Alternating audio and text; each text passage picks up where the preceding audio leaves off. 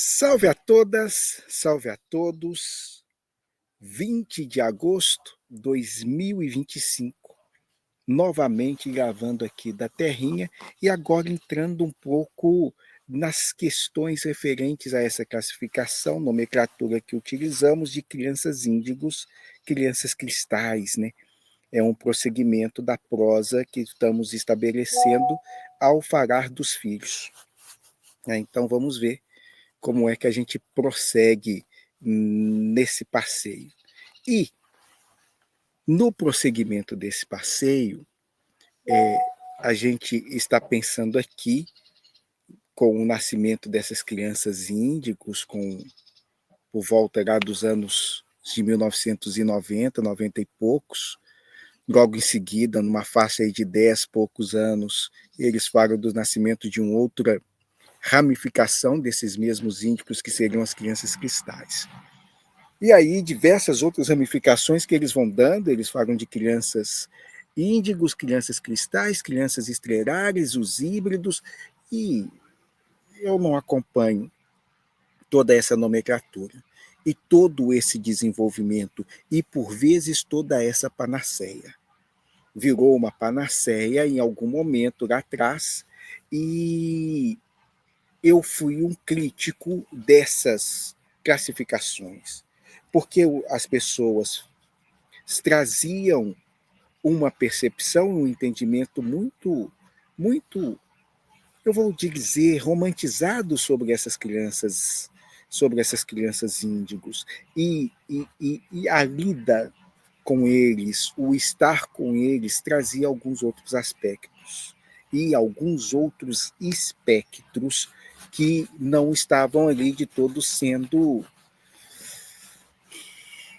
respeitados, né? Recentemente, no canal do Farol, eu vi uma, uma entrevista, uma live do Liquero, falando justamente sobre as crianças índigos, né? Um conceito que ele lançou juntamente com a sua ex-companheira de Antober, e que permaneceu, rodou o mundo, é muito atual ainda hoje, e eles estão revisitando essas crianças.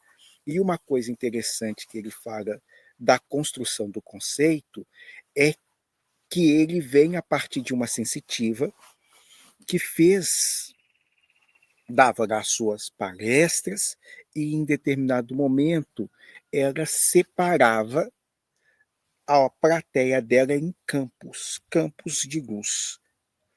Ó, esses aqui são os azuis, esses aqui são os dourados, esses aqui são os beges, esses daqui são não sei quem, e ela começou a perceber que estava aparecendo seres com uma outra matriz em outro campo energético que ela denominou de índigo. E o detalhe interessante aqui que Quero vai falar nessa live, eu vou ver se coloco aqui o apontamento para que vocês vejam, ele comentava que isso não era um aspecto áurico, era um campo, uma frequência energética, é uma outra perspectiva. Essa parte em especial me fez retornar lá nos geneticistas. E eu fui ver umas psicografias, umas canalizações que recebia dos geneticistas lá no ano era 2010. E eles estavam realmente falando de cores, eles falavam dos azuis, falaram dos dourados, falaram dos rosáceos, falaram dos prateados, falaram de mais alguns, e aí chega nos índigos. E eu percebi aquilo também como sendo áurico, mas eles estavam realmente, na leitura, falando de um campo, né, de uma perspectiva mais de campo, mais de um grupo de seres que tem um padrão energético e que se desenvolve e que contribui com a humanidade a partir desse padrão energético. Então, essa é uma linha bonita, interessante, que nos auxilia muito a compreender quem somos e quem são os nossos filhos, os nossos netos, os nossos sobrinhos, os nossos alunos, os nossos partilhantes, os nossos buscadores que nos chegam. É uma parte de uma concepção que a gente não deveria perder de vista. Inicialmente, é metafísica, porque ela vem de outra ordem, mas ela nos auxilia numa organização e numa compreensão. Esse é um ponto que eu queria salientar e destacar. O contraponto que eu quero salientar e também destacar, e isso é algo que eu estou ali fabricando, já vai fazer 20 anos que eu estou fabricando isso, e um dia eu vou lançar, ou vou publicizar assim, que é a perspectiva histórica, a perspectiva astrológica e essa perspectiva transcendental.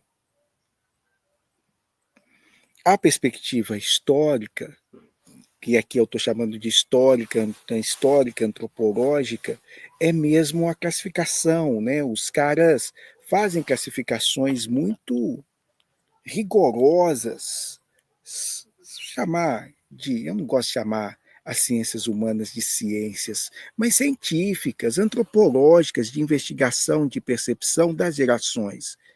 E aí, nessa classificação geracional, nós temos, por exemplo, a geração que eles chamam dos tradicionais, ou a geração silenciosa, que vai aí de 1922 a 1945. Uma geração. Parte dessa geração está indo embora, né? Está indo embora. São poucos os que estão nessa faixa ainda entre nós. Meu pai era dessa geração de 39. E eu fico vendo, às vezes, Lili falando do pai dela, que, se não me engano, era de... Acho que o pai da Lili é de 36, ou não, era um pouco mais tarde, 42, não lembro mais. Mas, enfim, faz parte desse momento, faz parte dessa geração aí também. Homens muito austeros, homens muito... esse termo do austero eu acho que os representa.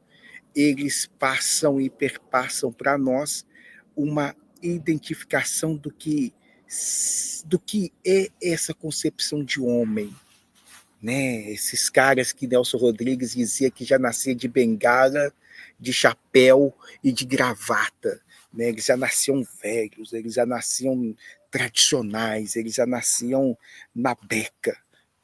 E mais do que isso, tinham valores que aos nossos olhos eram mais inquebrantáveis, né? A gente, pelo menos, não via tanta essas flexibilizações que a gente percebe hoje, politicamente falando, tá? Politicamente falando das flexibilizações, eu estou pensando aqui não na questão do social, mas na questão mesmo da corrupção. Aparentemente eram mais íntegros, eram mais incorruptíveis. Algumas coisas eram tido como ofensa. Hoje é diferente. Hoje é diferente. Mas então é essa geração aí que está indo embora.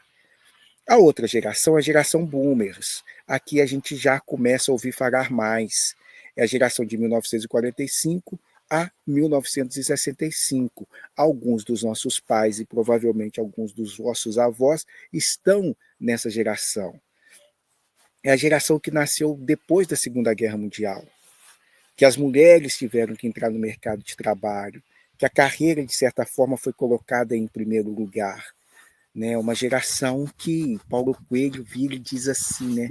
A nossa geração revolucionou a juventude e a nossa geração vai revolucionar a velhice. E estão mesmo, né? Se olha para essas avós, esses avós, e eles são muito diferentes dos avós que eles tiveram, se é que eles tiveram e conheceram os próprios avós. Era um período de vida, era uma expectativa de vida bem menor. Geração X, essa geração é a qual eu me encontro. Seria aí as datas, gente, não há um consenso, mas as nomenclaturas, sim. né? As datas, por vezes, oscilam um pouco mais para cima, um pouco mais para baixo, mas, de todo modo, pega esse campo que recebeu uma mesma influência social, econômica, política, cultural. Vimos praticamente as mesmas coisas, lemos praticamente as mesmas coisas, fomos bombardeados pelas mesmas coisas, vivenciamos os mesmos dramas, uma geração. Então, a geração X, essa geração que iria aí de 1965 a 1977, nascidos do choque econômico dos anos 70 e 80, pegamos a Guerra Fria, pegamos aquela ameaça imanente e iminente de um ataque nuclear, de uma guerra nuclear. Eu lembro que eu não dormia. Aí eu fui dormir com 9 anos. 9 para 10 anos é que eu fui dormir. Eu ficava assim, meu Deus, eles podem apertar botão e o mundo acabar. E teve um filme que marcou também, né, O Dia Seguinte. Nossa, esse filme habitou o nosso imaginário durante muito tempo, né? O filme simulava a possibilidade de uma guerra nuclear e como seria esse The After Day, o dia seguinte. Mexeu muito, mexeu muito. Depois vou até tentar rever esse filme. E um dia deitado na cama, nessas visitas noturnas que recebia e recebo, essa linda Alicia passando a mão no meu cabelo, ela meio que diz assim: tá, se você ficar acordado e eles me enviarem ou apertarem o botão, você pode fazer alguma coisa, você pode deter a explosão atômica. Aí eu meio que concordei que não. Aí eu vi que dormindo ou acordado eu não tinha a possibilidade de controle sobre aquilo. Aí eu dormi. Mas foi praticamente aí que eu fui dormir. Até então não podia, porque vai que o mundo acabasse nesse momento, eu tinha que estar alerta, eu precisava estar atento ao que esses malucos estavam fazendo. E o pessoal não gosta dele, principalmente o povo dos acessos espirituais, mas eu tenho por Mikhail Gorbachev uma imensa simpatia. Eu vi recentemente alguém o chamando de o grande traidor da Rússia por ter feito a perestroika e a Glasnost principalmente, mas eu vejo esse moço como sendo o cara que nos possibilitou esse sono relativamente mais tranquilo. Tirou esse mundo dessa tensão absurda que era. Quem viveu sabe, as outras gerações nem compreendem o que era essa tensão que cortava o ar, estava na atmosfera, era muito forte. A geração Y, de 1977 a 1990, nascidos já no período da tecnologia, com alguns discursos ecológicos, eles são bombardeados aí um pouco pelas ações terroristas, tem uma percepção de mundo, tem uma percepção de mundo que o mundo é mais um lugar perigoso, né? É um lugar assim mais complicado. Essas classificações ou essas caracterizações é que eu acho que dá para enriquecer mais. Dá para principalmente quando o tempo avança e a gente olha para trás, a gente consegue ver algumas nuances com mais significados, com mais textura e percebendo pontos de tensões de uma geração para outra, especialmente quando a gente traz os componentes astrológicos, que é a segunda etapa que eu quero entrar aqui, e já vou entrar já já. A geração Z, que pega ali 1990 e vai até os anos 2000, e estamos já falando da geração Y. Né? Esse documento que aqui estou, que traz essa classificação, é um artigo que eu fui mexer aqui nas gerações, né? Aí eu encontrei esse artigo, deixa eu ver aqui o nome das meninas. Elas param da geração Z, 1990 a atual. Deixa eu ver. Poxa, isso tem sim. Cristiane Baquin, Fernanda Almeida e Janaína Mazzocco são as autoras desse artigo, A Comunicação e as Diferentes Gerações. Um artigo curto, de 2 páginas. Deixa eu ver se tem data. Não tem data. Isso aqui, a bibliografia é de 2008 e 2009. Eu acho que eu acesso por volta de 2010. Então, acho que ele é por aí. 2010, encontrei isso aqui salvo nos belos arquivos do computador. Mas, enfim, é essa marcação aí. Mas dentro dessa marcação, nós temos na astrologia o que a gente chama de planetas geracionais. Urano, Netuno e Plutão. São planetas que são tidos por geracionais porque eles ficam muitos anos em um só signo, marcando uma geração. Então você tem toda uma geração que nasceu com Plutão em Escorpião, ou que nasceu com Plutão em Libra, que é o caso da minha geração. E quando a gente traz essas marcações astrológicas, elas dialogam muito com essas marcações antropológicas. Tá dando para fazer, compreender a marcação, o diálogo aqui que eu estou estabelecendo? Você tem as classificações antropológicas que nós lemos aqui, da geração tradicional até a geração Y, variando aí as idades, mas de modo geral a situando.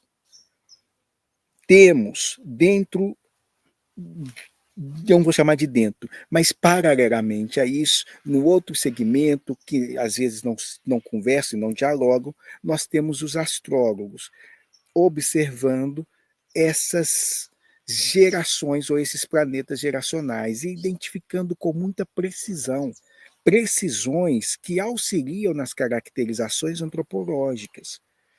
Olha como é que lida culturalmente com alguns ídolos essa geração que tem Netuno em tal signo.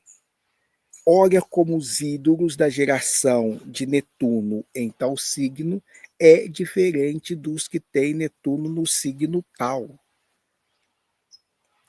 Olha como a perspectiva política socioeconômica desta geração tem uma diferença em relação a essa outra geração.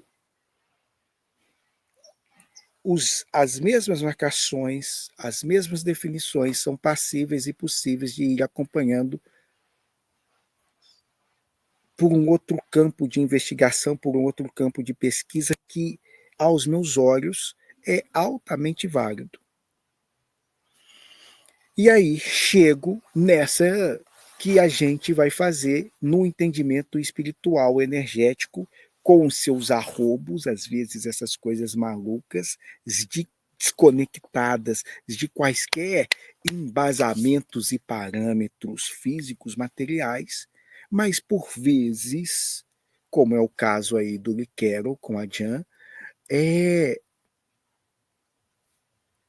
que dialoga com muita precisão, com muito requinte, com mudanças comportamentais, geracionais, perceptivos, que nem no viés astrológico, nem no viés antropológico está sendo ali compreendido. Está sendo captado por observações, mas a gente não sabe o que é isso. Mais do que o que é isso, por que disso.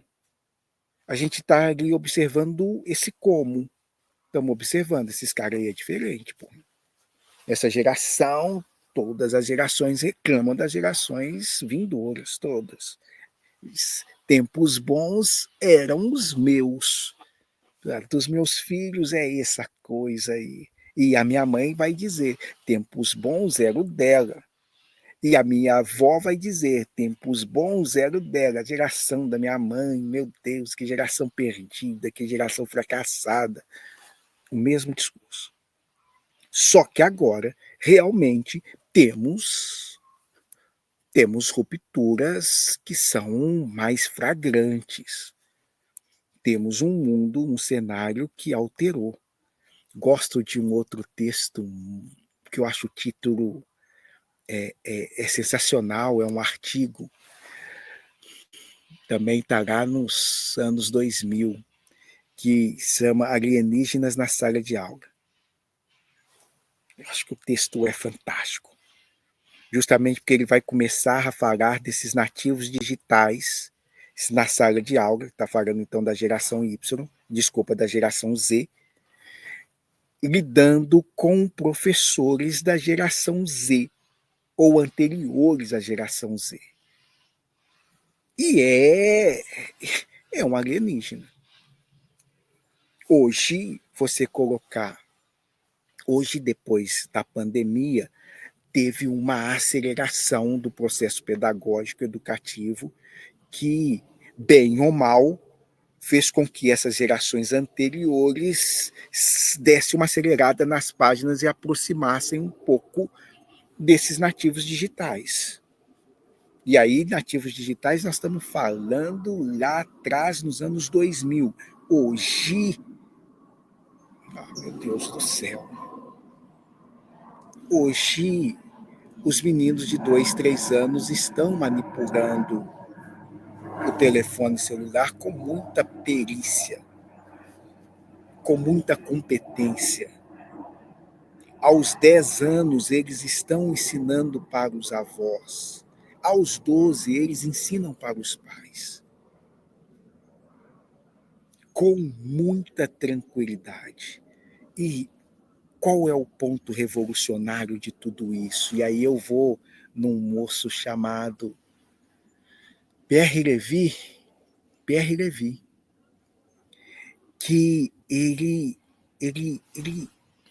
ele trabalha com as pesquisas nessa cybercultura e ele mostra como que é a primeira vez em toda a história da humanidade que esse valor, qual era a grande primazia do envelhecer? A sabedoria. O reconhecimento de que aquela pessoa, pelos anos acumulados de vida, detém uma experiência. Hoje, nessa cultura que nós estamos vivenciando, pela primeira vez na história da humanidade, isso não tem importância, e mais complexo do que isso, quanto mais velho, mais obsoleto, mais distante parece que nós estamos. Então, todo esse saber que foi acumulado, essa velhice que vamos tentando chegar e que aproximamos, esse envelhecer, se tornou algo que ninguém quer.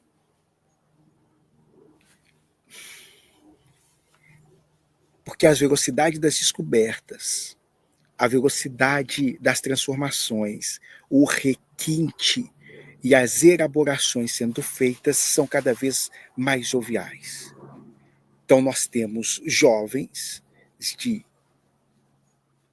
13 anos, 14 anos, que vai receber o salário da avó. Vai com a avó não consegue operar o caixa eletrônico. Ela tem dificuldades profundas nisso. O caixa eletrônico para ela já é um obstáculo. E quem tem tempo e domina minimamente essa tecnologia é essa criança, ou esse jovem. E os impactos disso, desse jovem que consegue falar de um mundo, descrever um mundo e vivenciar um mundo no qual os mais velhos ignoram e desconhecem, é algo que está acontecendo, acredito eu, na primeira vez na história. Nunca vivenciamos isso. O norte era a idade. O norte era o envelhecimento. O norte era o acúmulo de experiências no tempo, dado justamente pelos anos de existência. Agora isso nada disso conta. E isso se choca o tempo inteiro.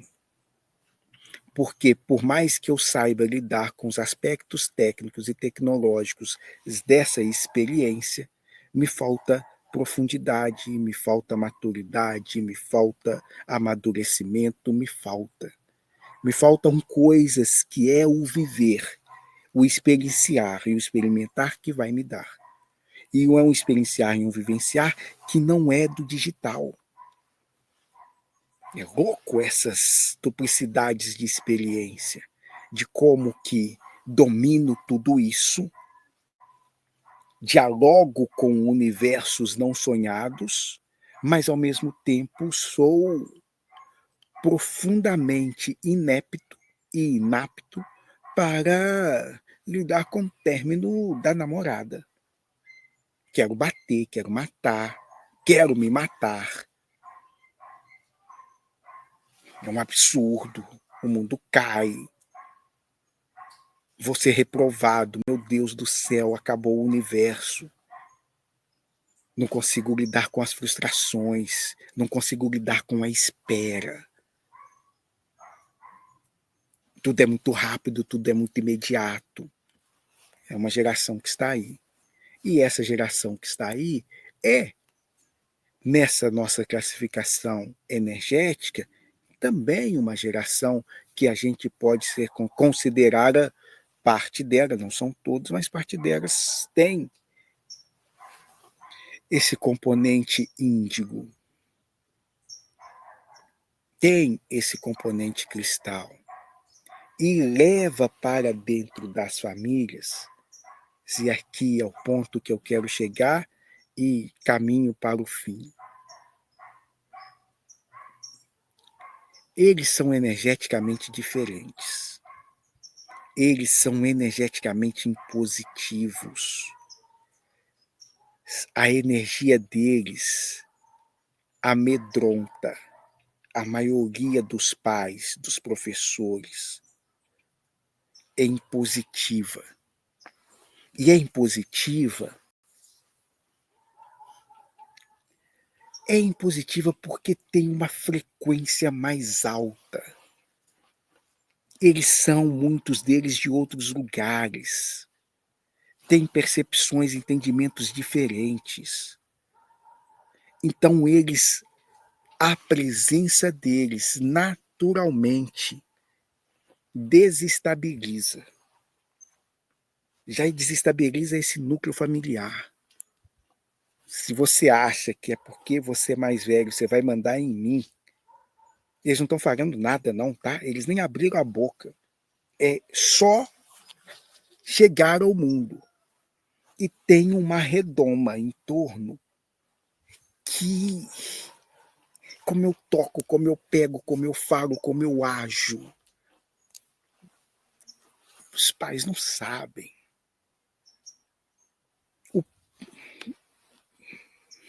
Os pais não sabem. Muito poucos sabem. Muito poucos conseguem, então, colocar os limites. Não pode, não vai, não está certo, não é assim. Porque todas as gerações desse desenvolvimento psicoafetivo que a gente vai tendo,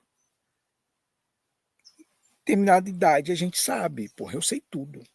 Com a adolescência você tem certeza que você sabe tudo. Na juventude você tem certeza disso. Você sabe tudo, dá conta de tudo. Mas os meios da experiência externa te dificulta, te impossibilita, te engasga e te dá alguns esbarros. Olha, eu quero muito algumas coisas, mas eu não tenho fonte, eu não tenho renda, eu não tenho dinheiro, eu não tenho recursos, eu não tenho habilidades, eu não tenho. Eu preciso, então, adquirir essa habilidade na escola. Eu preciso, então, a habilidade na escola que eu estou pensando é ir lá estudar, pegar o canudo para fazer isso que eu desejo, que eu quero. eu preciso trabalhar, ganhar um dinheiro para romper e alcançar isso que eu demando, isso que eu quero. Ou seja, tem uma relação entre o meu desejo, o processo de desenvolvimento, o tempo que se gasta para se alcançar.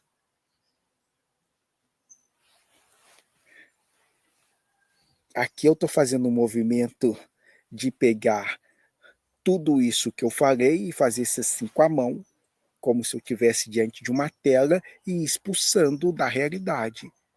No universo digital, eu obtenho meios, modos, formas de alcançar esse meu desejo e essa realização. Nós temos aí garotos de 16, 17, 18, 19, 20 anos, bilionários. E o que eles fazem? Fica jogando na frente do computador. Eles precisam ir no mundo? Eles precisam ir na escola?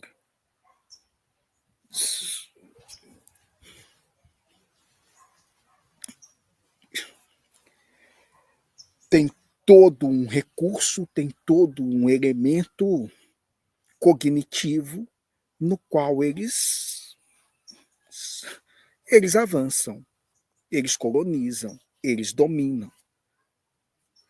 O pai, a avó, a mãe, a tia, a professora, o professor, o tio, o padrasto, dão conta desta linguagem? Em absoluto. Nem sabemos o que estão falando. Nem sabemos o que estão dizendo. Esse tal de Ítalo, gente, eu nunca tinha ouvido falar na minha vida desse tal de Ítalo. Eu nem sabia que existia isso. Uma casa com adolescentes que ficavam lá, casas de anos. Não é uma casa que o cara montou aqui, vamos fazer uma temporada de 2 dias. Não, é casa com anos, com público cativo, vendo, acompanhando, vendo a menina de 13 anos ficar com 17. O que é isso? Eu nunca soube dessas coisas. E ele tem mais de 355 trilhões de seguidores. Tem um universo que a gente não entra.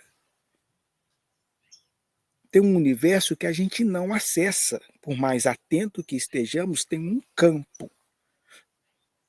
Um campo geracional que bloqueia. Vamos lá. Quando a gente estava no Orkut, porra, eu tenho saudade do Orkut. Para mim, o Orkut é o lugar. O povo já estava fazendo migração para esse tal de Facebook. O povo que eu estou falando os pais descobriram o Orkut. Então os meninos já fugiram. Vamos para outro canto. Vamos para o Face. Os pais chegaram no Face, os meninos foram para o Instagram. Os pais estão chegando no Instagram, os meninos já estão no TikTok. Os pais estão chegando no TikTok, eu não sei onde eles estão mais. Eles estão em outro lugar. E esse outro lugar não é que eu vou sair daqui e bater na casa do vizinho. Esse outro lugar é o acesso de dentro do meu quarto. Esse outro lugar eu abro aqui de dentro do meu quarto e entro. E aqui, senhores, é como se eu fosse tragado por um buraco negro. Estou em outra dimensão. Estou em outro mundo. Meu corpo está aqui. Está aqui.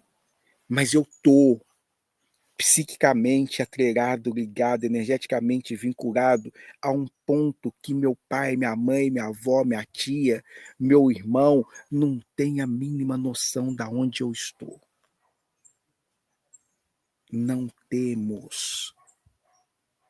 E como a gente dialoga com esses universos, esses sumidouros que tragam todos nós, tá? Eu estou aqui tocando as crianças, mas todos nós somos tragados por esses sumidouros. Vou aqui atualizar um pouco para todos nós. Meu marido está de bate-papo com uma fulaninha no mundo virtual. Isso é motivo de separação. Depois eu volto para discutir isso. Eu quero fazer um vídeo sobre esse nós. Quero discutir essas questões aí, que são questões trazidas por essa geração índigo que envelheceu. Esses que eram crianças índigos agora são homens e mulheres índigos, relacionando. E que tipo de relacionamento que eles estão estabelecendo? Eu estou atendendo.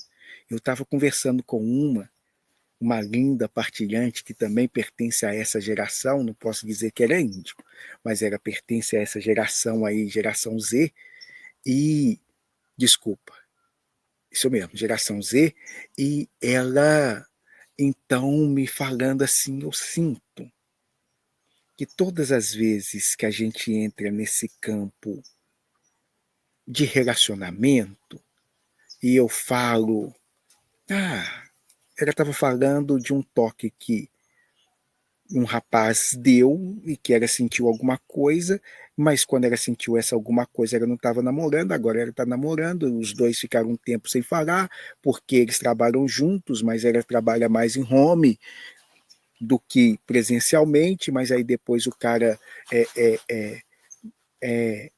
fez o contato com ela de novo, e então ela estava aqui mentalmente vendo como é que poderia encontrar com esse cara, sem dar, sem querer, sem machucá-lo, sem dar para ele esperança de alguma coisa. E aí ela estava comentando, parece que todas as vezes que a gente entra nesse termo, nessa discussão, você meio que acha que eu deveria, ela não fala assim, tá? Mas era dá a entender que eu a direciono para, poxa vida, por que que você vivencia o relacionamento monogâmico? Não vou acabar essa história só depois, mas o que eu contei para ela foi assim, 1/3 das pessoas que eu tenho atendido estão em relacionamentos não monogâmicos, com os mesmos problemas, as mesmas questões, as mesmas inseguranças dos relacionamentos monogâmicos. Mas me chamou a atenção como que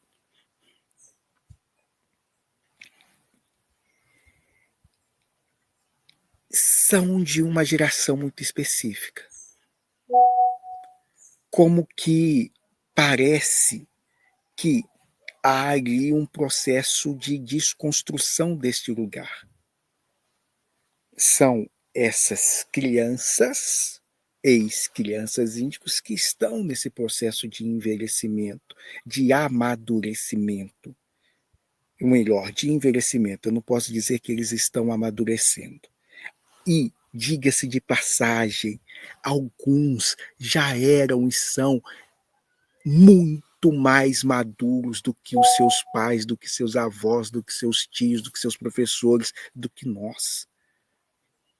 Eu me recordo de quando separei e preocupado com os meus filhos, estavam com em torno de 7 e 5, alguma coisa dessa ordem, ou 10, ou 10, não, era menos mesmo, vou pôr 7 e 5 aí, por aí.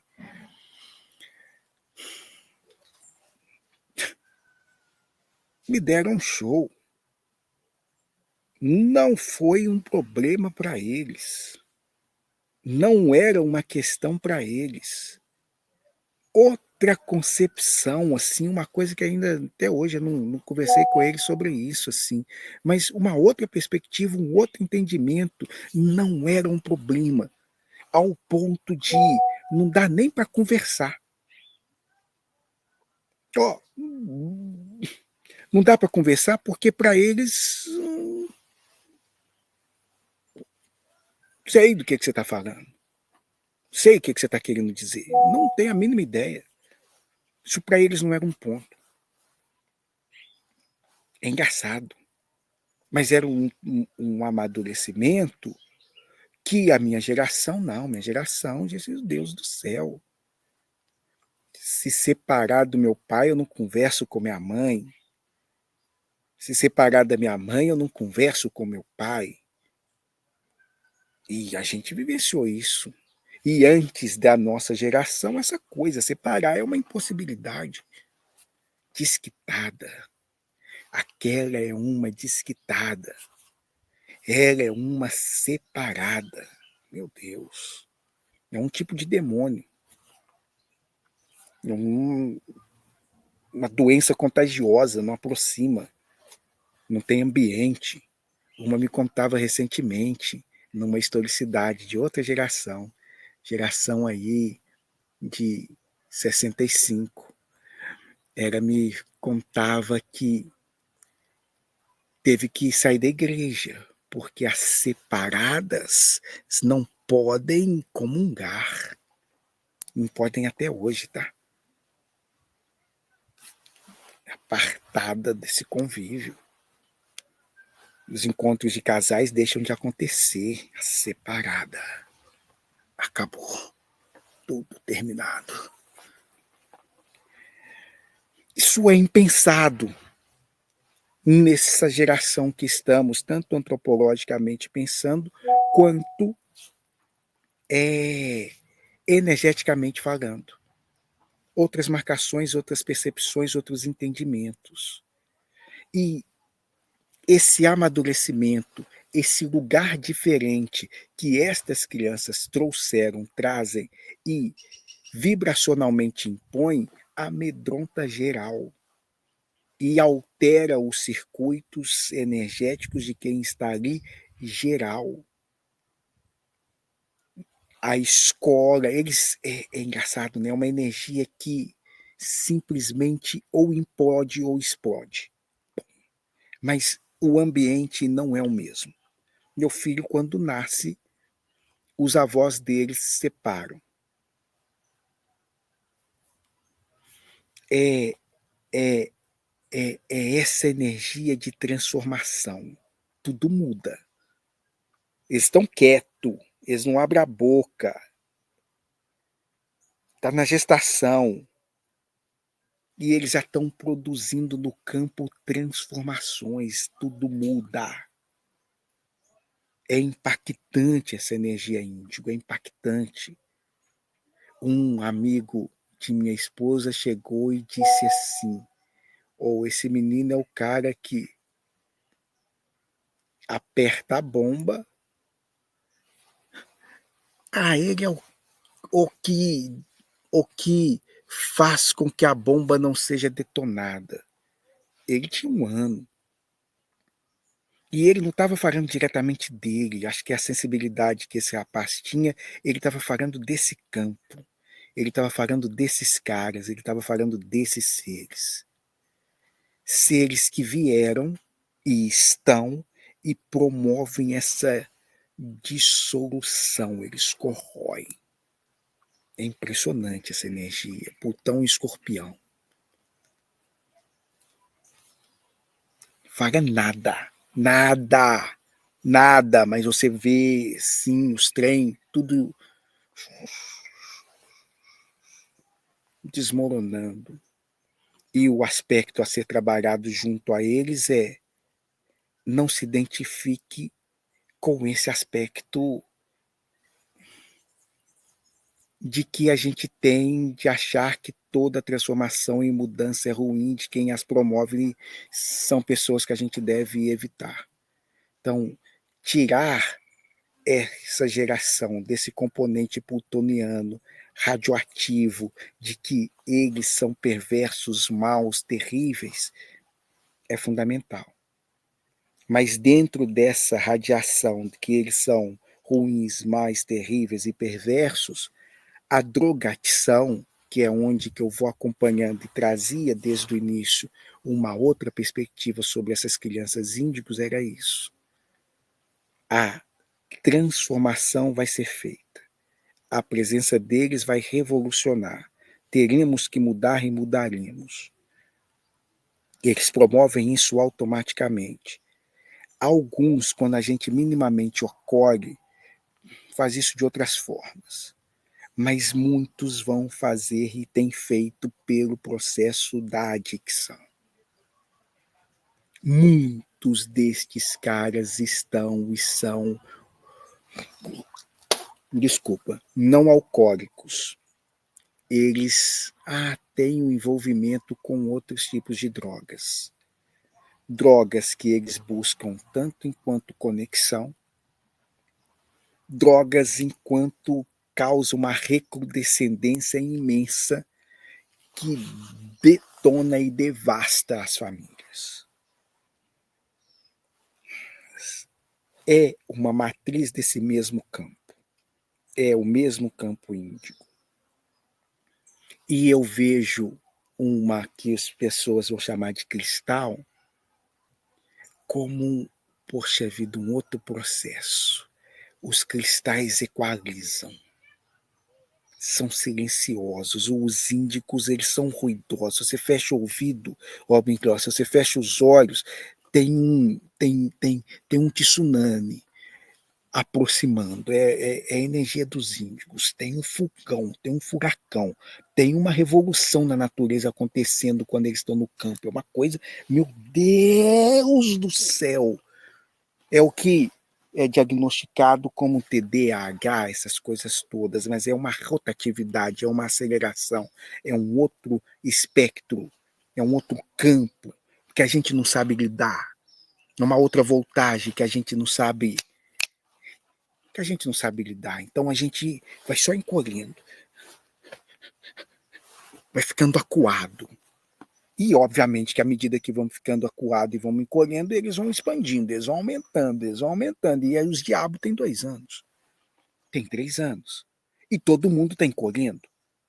Quando eles chegarem nos 15, eles são donos do universo mesmo, eles estão mandando na casa, batendo na cara da mãe, chutando o professor.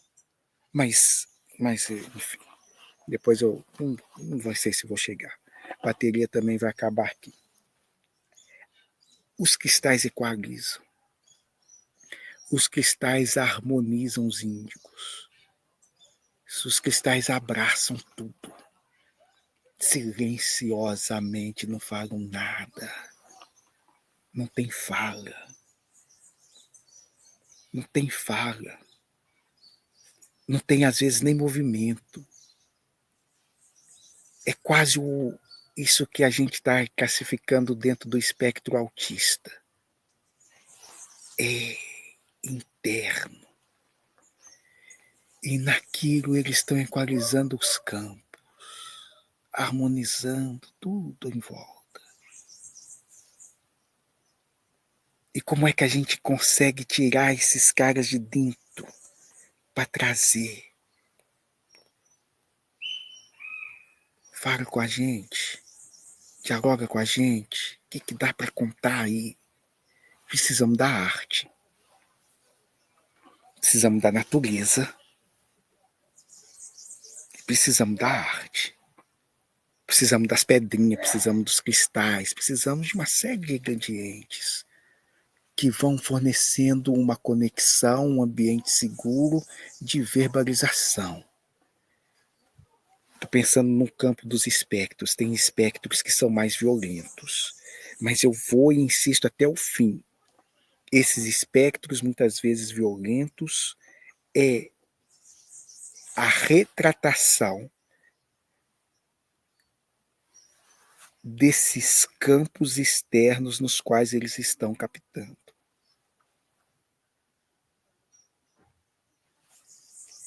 A ansiedade, os ataques, se a gente equalizar um pouco o pensamento da mãe, do pai, do irmão, da família, do em volta, tem que ver até onde está indo esse campo dessa pessoa, desse ser. Ameniza. Dá uma atenuada. Porque os cristais são drusas. Eles fazem leitura e tradução de campo. Eles estão a todo momento fazendo traduções de campos. Os índigos são muito uma energia mais de individuação mesmo, sou eu. E produzem, meu Deus do céu, o que eles produzem. E quando eles estão juntos, é a bomba atômica. É mesmo. Então, quando coloca 2, 3, 4 numa mesma sala, Senhores, independente da sua geração, não tem jeito.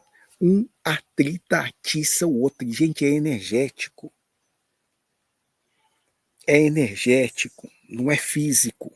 Melhor, desculpa, não é consciente. É só isso. Ele com outro, com outro, com outro, o outro da outra sala, o outro da outra sala. Mas o que eles estão promovendo ali não tem nada a ver diretamente com você, meu querido professor, embora tenha. E não tem nada a ver com o coleguinha do lado, embora tenha. O que eles estão promovendo ali é uma disruptura do sistema educacional, é para onde que eles estão indo. Eles sabem disso com consciência, a maioria não. E vão tomar consciência disso, alguns não. Mas é isso que a energia deles veio promover e foi isso que nós, enquanto humanidade, enquanto pais, enquanto professores, dizemos que acolheríamos e não estamos dando conta. Os cristais nos auxiliam nisso. Então, tem 4 índicos, precisa te colocar um cristal. Vai falar nada, vai ficar quieto, vai ficar só rindo, mas é o que vai dar ali uma equalização. Na verdade, a proporção devia ser até diferente. Para cada um índico, 4 cristal.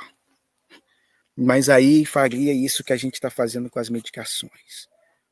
Atordoando, impossibilitando, enclausurando a expressividade desses seres. As medicações promovem isso. As medicações nos cristais já promovem um outro tipo de coisa, que é eu ia usar o termo embrutecimento, mas não é embrutecimento, é outro termo. É uma plastificação. A gente os deixa ainda mais ensimesmados. É terrível. Embotamento. Eles ficam embotados. A gente, enfim, a gente precisa ter outros mecanismos, meios, e nós temos outros meios e mecanismos. Insisto no verde, insisto no uso das pedras, é o mesmo processo tecnológico, é o mesmo cristal de quartzo que habita aqui, tá? E que pontua toda essa nossa comunicação e que está aqui. E mostrar isso para eles, eles vão fazer coisas que, uau! É essa geração que proporciona toda essa rede de comunicação, mas eles estão fazendo essa rede de comunicação por uma via estritamente tecnológica, por vezes altamente materialista e reducionistas. Não os conecta, ou os conecta, mas não os liga, ou os liga, mas não os conecta. Não sei aqui fazer a distinção necessária, a tradução precisa para vocês. Eles estão, obviamente, que ligados uns aos outros. Eles se uniram, velho. A minha bateria vai acabar. Eles se uniram. Mas precisamos de proporcionar a eles mecanismos e formas de ir além. Beijo grande em todos, vamos proseando. Quartas-feiras a gente vai discutir, acho que, enfim, não posso avisar quarta, né? Mas nas quartas passadas, talvez vocês vão ver aí um pouco sobre isso que nós falamos também de filhos, pensando na desobediência de Adão, entrando nessa discussão dessas crianças, talvez trazendo um pouco mais dos pais, das mães, dos professores e essas relações. Beijo grande em todo mundo e vamos proseando.